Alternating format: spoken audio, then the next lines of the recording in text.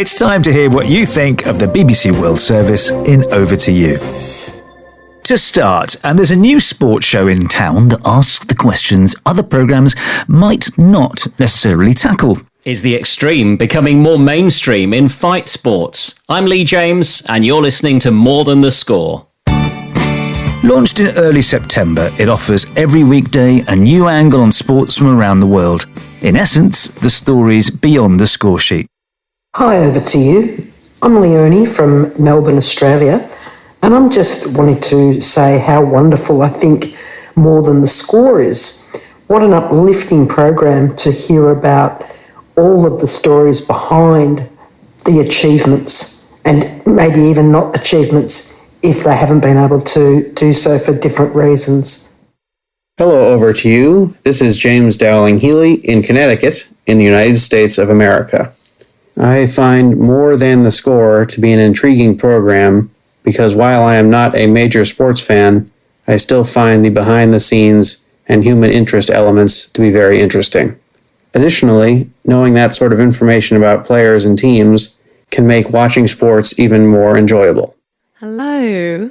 Stephanie, your children have continued your passion for rugby, as we well know. Your daughter Sophie not only representing Canada at this tournament, but is scoring and kicking points for her country for fun, it feels like at times at the moment. This is Pradeep in Bengaluru, India.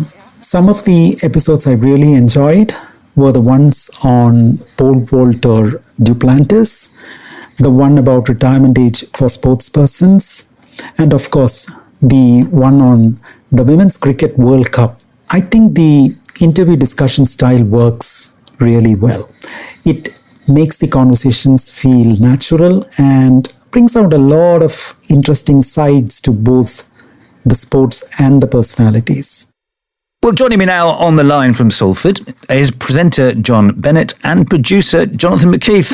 Let me start with you, Jonathan. Tell me this, why launch a new sports podcast? Tell me how the programme came about.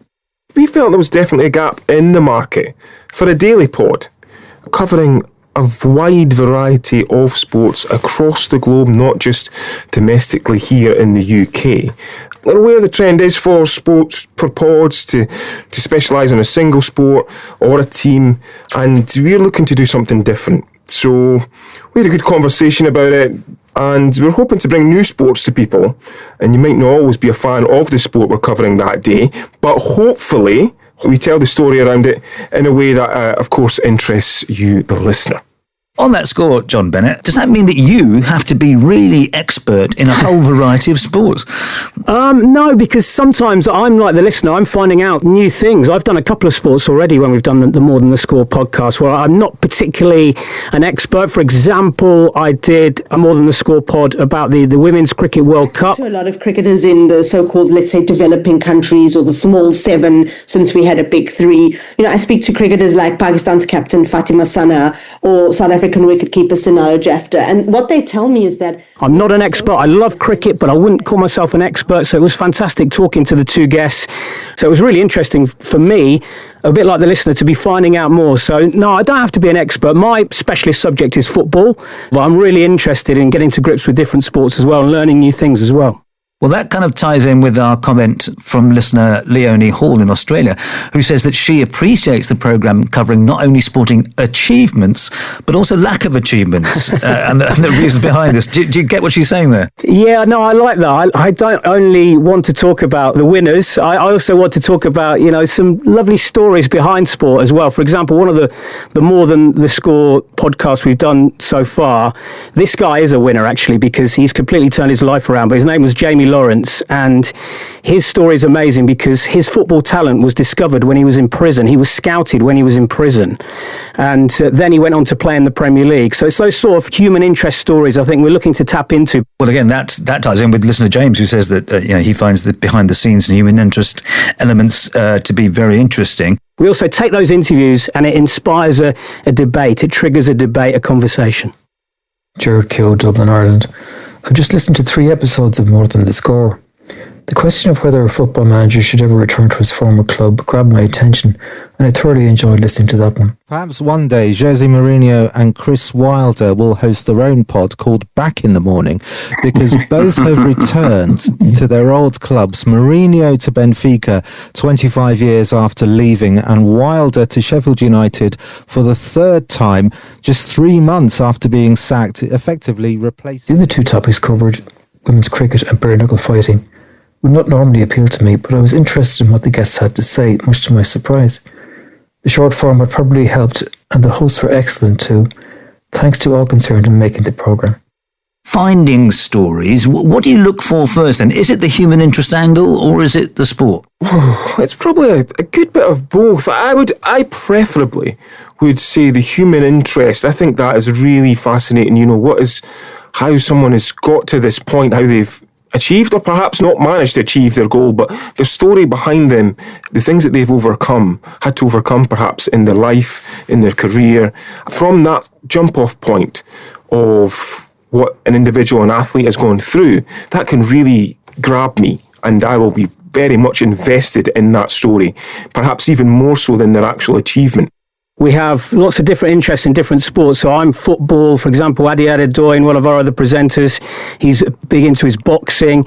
Ed Harry is athletics. Maz Faruqi does all sorts of football, but particularly an expert in women's football. So they're bringing in these stories from the different sports. So that's where we get a lot of our ideas from. I've got to put this point forward to you as well, which is, as much as there are many people who love sport, there are also, and we get emails from them, people who don't like sport and always say there's too much of it. So what would you say if someone said to you, look, there's already loads of sports podcasts on the commercial market. Does the BBC really have to come up with another one? There is a gap in the market, I think, for regular focused sporting topic podcasts that cover sport from all around the world. And personally, the long form listening is more of a thing nowadays, I think, I would say. So there is a gap in that market. There is a lot of podcasts, that is undeniable. No one can deny that. But we hope that this will provide something that people really enjoy, no matter what their sporting interests are. And hopefully it leads to a loyal following of More Than the Score. Yeah, I think we're going to cover sports in this podcast as well that the other podcasts aren't covering. I think there is a gap in the market for a general sports podcast. I enjoyed the voice note from one of your contributors saying that he's not a big sports fan, but he still really enjoyed listening to the podcast, because I think there is something here for the non-sports fans. Some of the inspiring stories, some of the stories about cultures from around the world. For example, we did a podcast recently about the Cycling World Championships taking place in Rwanda. We learned a bit about the cycling culture in Rwanda, which is something I didn't know about. So I think there is something there for them. John Bennett, Jonathan McKeith, and everybody who contributed, thank you very much indeed.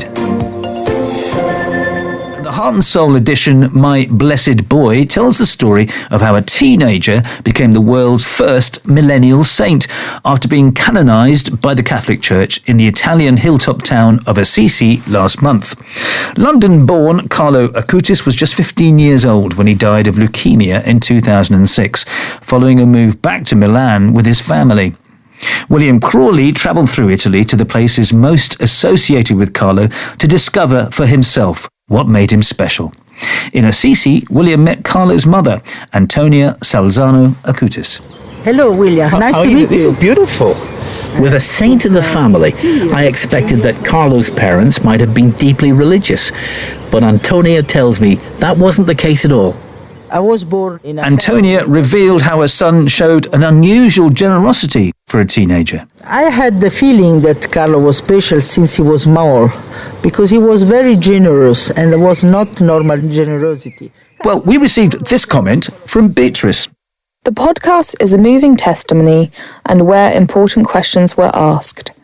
On balance, I feel that this young saint brings cheer to our present Pope Leo XIV, and I hope for Catholicism as well, with younger people finding a connection and relevance too. Jared sent this comment. It would have been nice to have had this documentary presented by someone slightly less sceptical than William Crawley. His description of his own attempt to understand why an individual would be granted a halo by the Catholic Church to complement his trainers came across as insulting, whether or not that was his intention. Juan in Cuba got in touch to say that he found it to be a really interesting program, but hadn't realised about Carlo. He says many of us didn't know, at least not me. Thanks to the BBC for letting us know about these young people.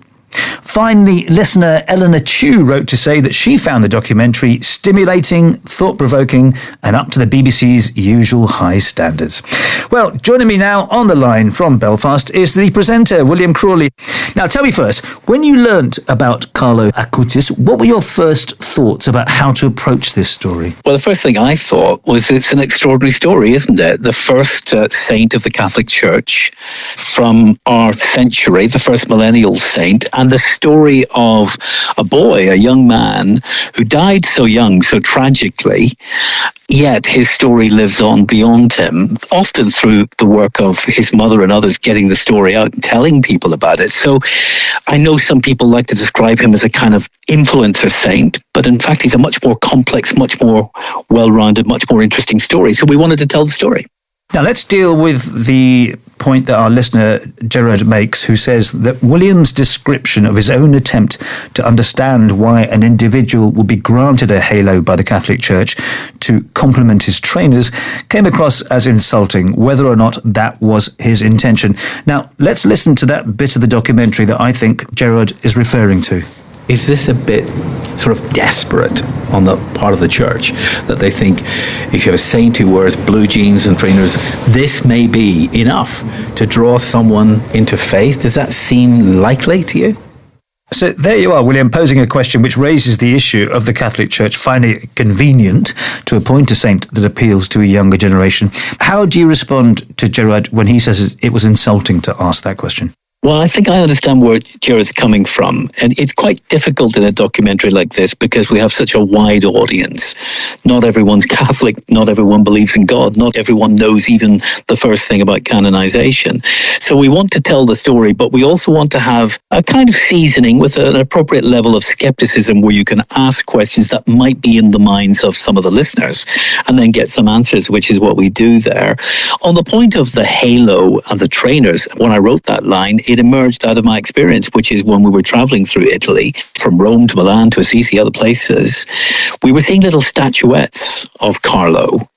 And he was dressed not like the traditional Catholic saints, you know, Francis of Assisi in a brown habit with a rope around his waist, but as a teenager wearing blue jeans, trainers, and often in the images or in the statuettes, there would be a halo attached as well. So it's actually a description of what I saw, what my producer saw, wherever we traveled with these little statuettes. So I would say, in answer to Gerard's question, Gerard, please don't think I was being insulting. It's a kind of light-hearted, observational way of paying attention to what we were seeing. And tell me about the interview with Carlo's mother, Antonia. How easy was that to get? How'd you get that? Surprisingly easy, in a way. Antonia has talked a great deal about Carlo. One of the reasons we're talking about Carlo is that his mother was, in a sense, the first person to make the case for his beatification and then his canonization.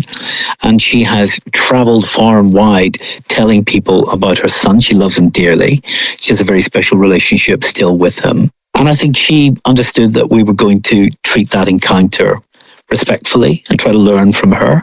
We had a very good experience with her. She had a very good experience of the program as well.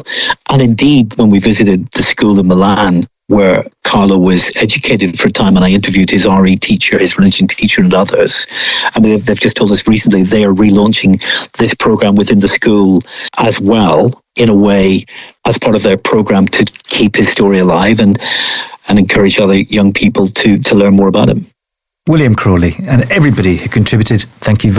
It was back in the summer that we first began airing your feedback on the launch of a new BBC app for international listeners, one that replaced BBC Sounds.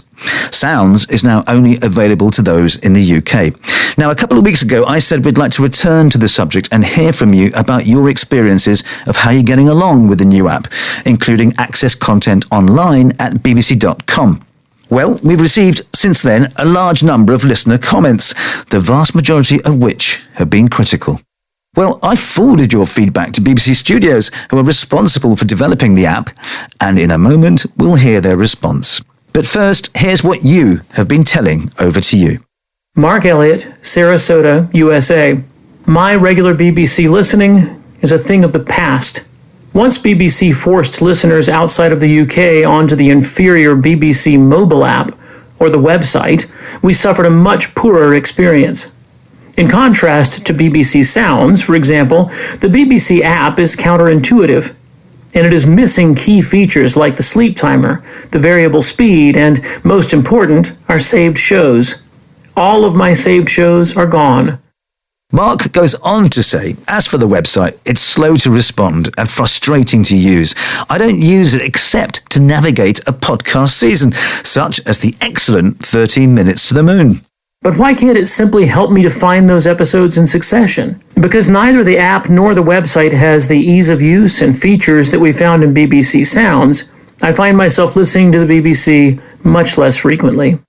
Mahua Mukherjee in Bangalore in India begins by saying, I used to be a die-hard BBC fan, but ever since the cancellation of BBC Sounds, I don't have access anymore. The only thing I can hear now is the Global News podcast or the News Hour podcast, though not in real time. But the most annoying thing about these two BBC podcasts is this. If I fall asleep listening to them, and in case they play all the way to the end, I simply can't go back and hear them again later on when I'm wide awake. They can't be played a second or third time. I consider this an epic own goal for the BBC, unceremoniously cutting off many loyal international listeners like myself. Angie Brooker grew up in Zimbabwe and Australia and got in touch to say, The responders were complaining about the .com service, but clearly valued the content that was delivered by the BBC, which is a point I can't argue against. I'm sure the majority of these complainers subscribe to one or more of the many paid-for subscription services for audio or viewing, but none of them made the connection that the BBC content that they value so much was being delivered at no cost to them. Jane O'Davies, Southern Europe. Gone is the one click can find what I'm looking for ease of locating radio programmes. Gone is the possibility of listening to programmes when I want to. I can now only listen to live radio. I understand that I have to look for podcasts and download programmes, otherwise my searches result in a white screen with no info. Since when can the vast and varied output of BBC Radio be divided into 8 search categories? And there's no search function to filter thousands of podcasts. I think twice about recommending BBC Radio programmes to my students in case they fall foul of the not allowed if you're out of the UK policy. Disappointed, frustrated, and sad. Dear, over to you. I have been a listener of the BBC for 40 years, and the BBC Sounds app was a perfect one. I can say that we have adjusted to the new app, but what is seriously missing is the timer, unless I have not been able to see it. If it is missing, can you please ask your tech guys to add a timer next to the schedule? Thank you, Errol Reza. Hello, this is John Akerman in Fuengirola, Spain. I have to say that I find the app rather cumbersome and something which frequently doesn't actually take me to where I want to go. Due to some level of exasperation, I began looking at other news outlets, podcasts and what have you. And I now have an entirely new range of options for those issues which interest me. And this to an extent means that my former go-to of the BBC is no longer the case. And I can't help thinking that the changes which have been made, frankly, amount to taking a sledgehammer to crack a walnut. Mary Boxall in the Cayman Islands says she feels the new app is a disappointment.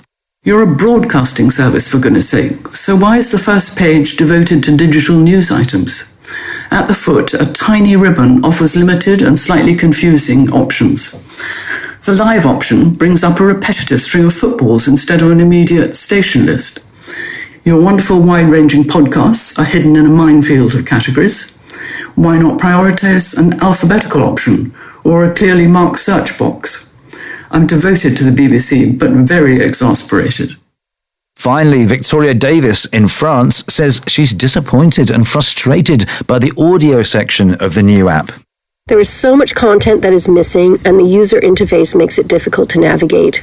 As I frequently listen to the radio via this app, particularly at night, it now takes some navigation to get to BBC World Service, which makes me use my phone versus being one click away. For podcasts and other content, it does not remember what I listen to, which is a little frustrating, especially because I listen to things in the middle of the night. Well, as I said earlier, I passed your feedback along to BBC Studios and the team there who developed the new app. We asked them to address a number of specific points, all of which were prompted by your feedback. In a written statement, BBC Studios told us, "We appreciate the thoughtful feedback from international audiences. Listener input plays a vital role in helping us prioritise improvements. Thanks to this feedback, we've already introduced updates, such as access to BBC radio stations and catch-up listening, allowing users to navigate the schedule and enjoy shows on demand. And we continue to listen. Our dedicated audio product team is constantly working to enhance the experience, releasing updates and refining the product regularly. We remain fully committed to evolving the experience to better serve our global audiences. Features now available include a sleep timer, available in the app for both radio and on-demand content.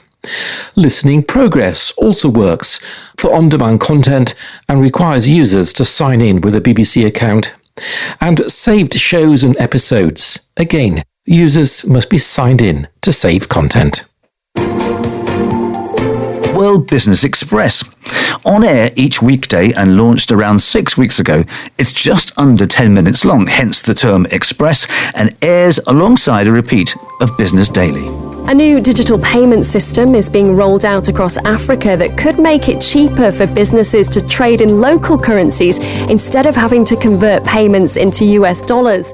We've had this from Eleanor in York in the UK. I think compressing the day's business news into 10 minutes is a good idea. It makes it easier for the casual listener to remain interested and well informed on business issues, many of which may have political or other wider implications.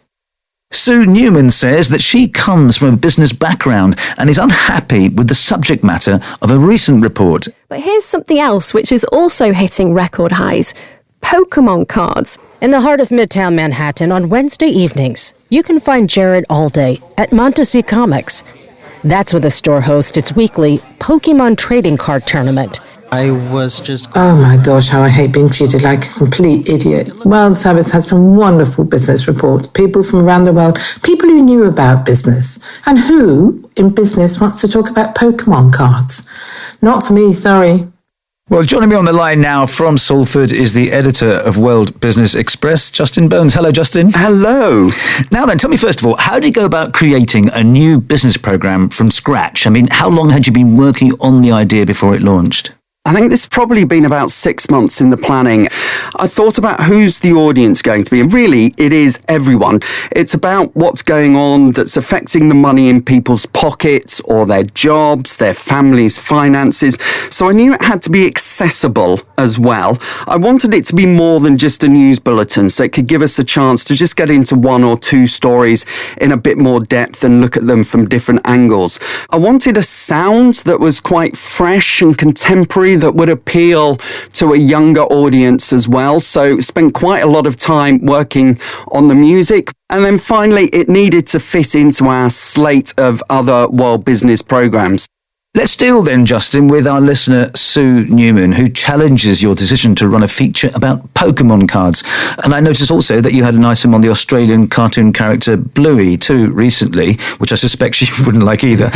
Tell me, and tell her, why did you choose to report these stories? Yeah, so the Pokemon card trading was a piece about how some of those cards, believe it or not, have soared by 4,000% in their value. We like to not just look at what's affecting the money that's going into people's accounts, but also how they're spending money, and including the things on hobbies or things that they enjoy. So sometimes we look at things like cinema, you mentioned Bluey there, we look at sport, we might look at fashion, and Pokemon trading cards, they're absolutely huge. I mean, this is a multi-billion-dollar industry with tens of thousands, if not hundreds of thousands, maybe even millions of people around the world who are playing this. So we don't just look at the money and the issues, the negative issues. We like to look at some of the fun side of it as well, and the things that people enjoy doing and spending their money on. How do you make sure that the big economies don't dominate the agenda? I think we try and get around the world as well. So we might look at how something happening in China or the US is affecting a country like Lesotho at the moment with tariffs, massive tariffs placed on them. Or sometimes we just want to hear about maybe a good idea that's happening in a certain country in the world. We like to hear about what's going on, and again, things that are of interest to everybody. Justin Bones and everybody who contributed, thank you. Next, and it was back in early February of this year that the BBC World Service announced the proposed closure of a number of programmes. This is how Over to You broke the news to listeners. They are Africa Daily, Business Matters, Science in Action, which will be replaced by Inside Science, The Forum, The Cultural Frontline, The Explanation, Pick of the World, and this programme, Over to You. Well, that change is now almost upon us, with the new schedule starting on Sunday, October the 26th. Now, some of the programmes mentioned back in February, including Business Matters, The Cultural Frontline and The Explanation, have in fact already ended, though a new show, World Business Express, has since been launched. And Africa Daily has been replaced by Focus on Africa. We asked the BBC World Service to comment on these changes, and in a written statement they told us, central to this plan is a commitment to provide audiences with the latest breaking global news and analysis from our news teams around the world, alongside an unrivaled breadth of programming. From science, business and sports to arts, culture, religion, technology and history, the richness of the BBC World Service schedule ensures listeners will continue to hear stories and perspectives from a range of voices globally. And just a final note about this programme, Over to You. The World Service will now broadcast its feedback programme monthly, with a new host starting later in November.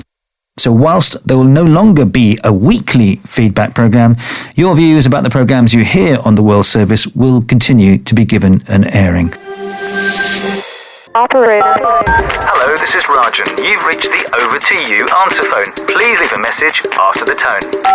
My name is Cecilia Jackson. That is how Over to You began back in April 2006. Not long after, I'd taken the helm as presenter. Well, now, around 1,000 programmes later, it's time for me to bow out and hand over the baton to a new host. As of the new schedule, starting this weekend, Over to You is becoming a monthly programme and with a new team. Now, I should make clear that the World Service says its commitment to reflecting listener feedback is still as strong as ever. So you can keep sending your comments to the Over to You inbox. From my side, I'd like to thank everybody who's ever sent a contribution whilst I've been in the hot seat. Without your feedback, there would have been nothing for me to talk about. One of my proudest memories over the past 20 years has been the ability of Over to You to get senior BBC executives into our studio to answer questions on your behalf. Back in 2010, for example, it was the emerging influence of social media, as noted by the then BBC director, Peter Horrocks. I think the most important thing is that the communication from the audience is so much more rapid. So what the audience is seeing and hearing and what they're thinking is immediately available to programme makers. I'm joined now in the studio by Richard Porter, Controller English Global News.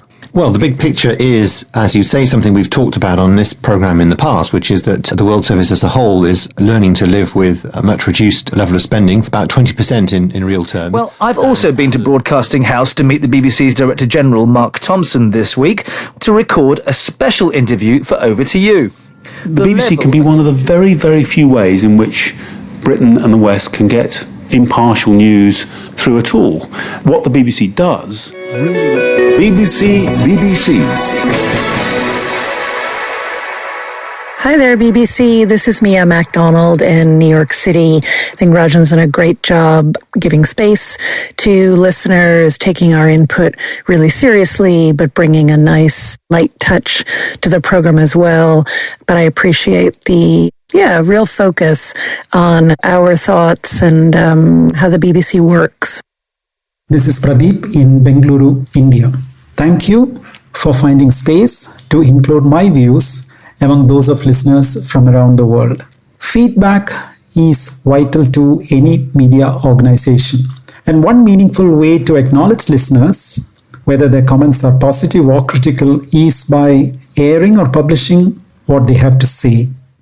I'm Martha Zoller from Gainesville, Georgia, and I've loved contributing to Over to You. This has been a really interactive program that has made a difference not only in my life, but I hope in the lives of other people. This is Carol from Nevada in the U.S. I wanted to say how much I've appreciated being able to make comments that sometimes you aired on topics that were so wide-ranging over all that time. And you've done an outstanding job and a great service to BBC World Service and to the listeners. Well, what can I say? It's been my huge privilege and pleasure to be your middleman, your ombudsman, if you like. I've loved championing your views and talking to great program makers on your behalf. Listen, I've been a World Service fan since I was 12 years old, and then after, a journalist and broadcaster. So I always felt like I understood both sides of any argument about documentaries and other programs. Over to You has been embedded really into my weekly life for 2 decades, so I'm definitely going to miss it. So hopefully, dear listeners, the smartest, most cultured audience in the world, I've always thought, hopefully our paths will cross again.